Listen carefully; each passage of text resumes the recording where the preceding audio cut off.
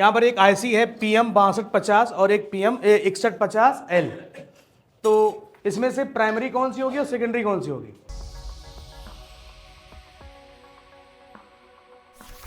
ये वाली प्राइमरी होगी और L जिसके अंदर लिखा है वो क्या होगी? सेकेंडरी पावर आईसी होगी। ओके, अब समझिए पहले अगर हम बात करें कि आपसे ये पूछें कि इन दो पावर आईसी के अंदर चार्जिंग आईसी कौन सी आईसी में इनबिल्ट है, तो कौन कितने लोग बता सकते हैं? 6250 से। क्यों? देखो यहाँ पर दिख रहा है ना कि वी बस क्लियर कहाँ पे आ रही है?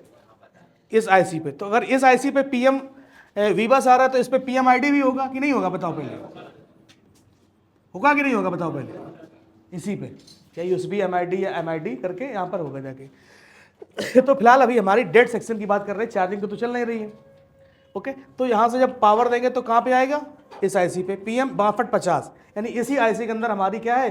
चार्जिंग आईसी है। ओके, अब यहाँ पे टेस्टिंग वाली बात ये है कि अगर ऑन ऑफ पे चेक करेंगे, क्या चेक करेंगे? ऑन ऑफ पे, तो 1.8 से लेके 4.2 वोल्टेज हमको चेक करना ऑन ऑफ वाली बटन पे। इसके बाद क्रिस्टल क्या करेगा?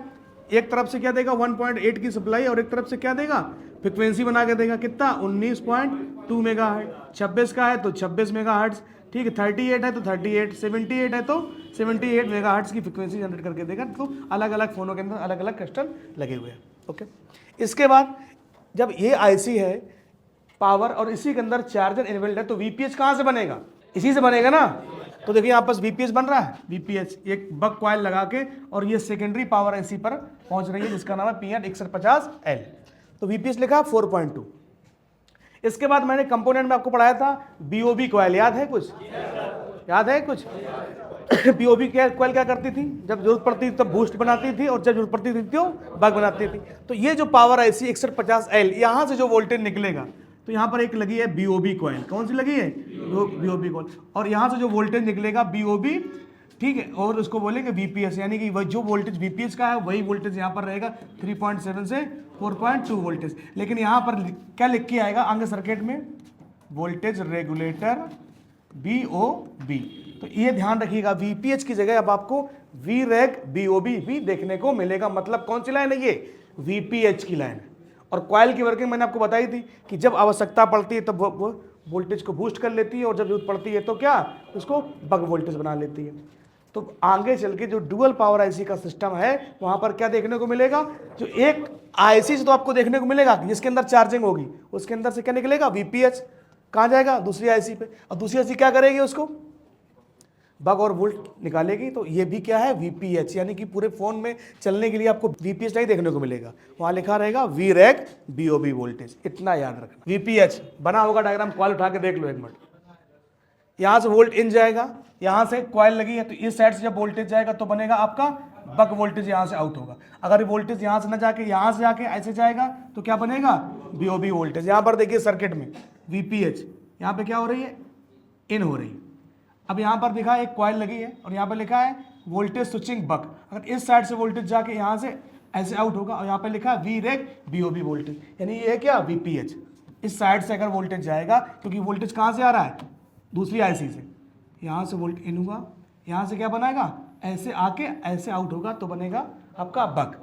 और अगर उसको आवश्यकता पड़ी, यहाँ से वोल्टेज आया और यहाँ से जाएगा ना वोल्टेज स्विचिंग BST, और ऐसे होके ऐसे जाएगा तो बनेगा आपका बूस्ट वोल्टेज। तो यहां से क्या निकलेगी? VPH। कहां पे जाएगी?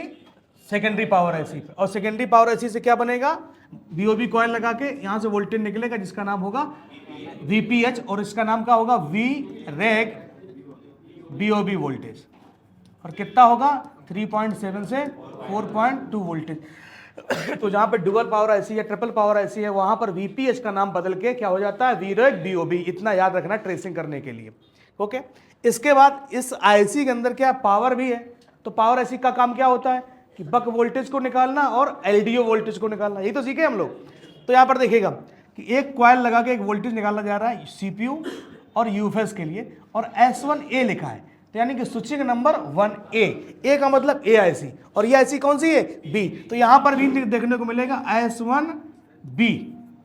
S1A तो इस आईसी से वोल्टेज आउट होगा, S1B है तो कहां से आउट होगा? सेकेंडरी पावर आईसी से। इसके बाद क्या है? बक कॉइल लगा के CPU के लिए है S2A, तो यहां पर भी देखने को मिलेगा S2B देखने को मिलेगा। एक तीसरी बक कॉइल लगा के यहाँ से वोल्टेज निकाला गया है सीपीयू के लिए S3A, तो यहाँ भी आपको देखने को मिल सकता है S3B। इसके बाद एक कॉइल लगाएगी S4A 1.1 वोल्टेज, तो यहाँ से भी देखने को मिल सकता है।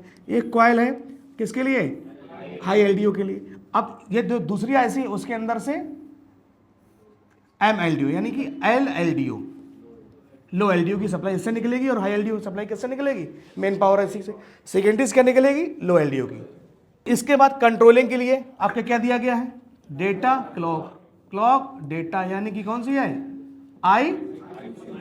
I2C। कितना वोल्टेज आता है, 1.8। एक लाइन और गई है यहाँ से सीपीयू के लिए, कौन सी, बेस बैंड, यानी कि बेस बैंड क्लॉक की जो लाइन बनेगी कहाँ से बनेगी, प्राइमरी से, और इस वाली आईसी से एक बनेगी आपकी SLPCLK, तो यानी कि स्लीप क्लॉक की लाइन कहाँ से बनेगी, सेकेंडरी पावर आईसी से। अब क्लियर नहीं है कि हर फोन के अंदर सेकेंडरीज बने, हो सकता है कि प्राइमरी से ही बने। क्या, कौन सी लाइन आपकी, SLP क्लॉक, यानी कि स्लीप क्लॉक की लाइन कहां पर बनेगी, यहां पर। बीबी क्लॉक पे लाइन पे कितनी फ्रिक्वेंसी आती है, 19.2 मेगाहर्ट्ज। स्लीप क्लॉक की लाइन पे कितनी आती है, 37.68 किलोहर्ट्ज की फ्रिक्वेंसी। कल देख रहे थे ना हम लोग, कल चेक किया था, तो ये आपको देखने को मिलेगा। तो अब इसमें ये तो हम चेक कर लेंगे। इसके बाद यहाँ पर कुछ और चीज़ें हैं जो आपको चेक करनी है। प्राइमरी पावर आईसी पे आपको एक लाइन चेक करनी है, RB YPS 1.2 voltage, VARB 3.7 voltage, boot power कितना वोल्टेज, 5 वोल्ट। तो ये 3 कंपोनेंट ऐसे हैं जो क्या है, ग्राउंड के साथ में कनेक्टेड। अगर इनमें से कोई कंपोनेंट अगर शॉर्ट हो जाएगा तो क्या होगा, तो फोन आपका ऑन नहीं होगा। 3 ये कंपोनेंट क्या है, मैंने 3 लाइनों पे, और ये यहाँ पर इसके लिखे हैं वोल्टेज। ड्यूअल पावर आईसी में ये आपको चीज़ आपको देखने को मिलेगी, ठीक है।